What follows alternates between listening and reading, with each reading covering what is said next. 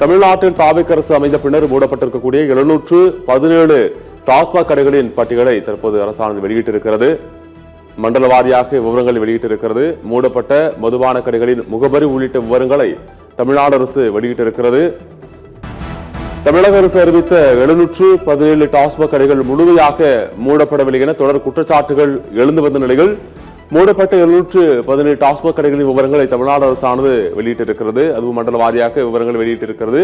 மூடப்பட்ட மதுபான கடைகளின் விவரங்களை முகவரியுடன் வெளியிட வேண்டும் என எதிர்க்கட்சிகள் வலியுறுத்தி வந்த நிலையில் தற்போது தமிழக அரசு மூடப்பட்டிருக்கக்கூடிய 717 டாஸ்மாக் கடைகளின் விவரங்களை வெளியிட்டிருக்கிறது.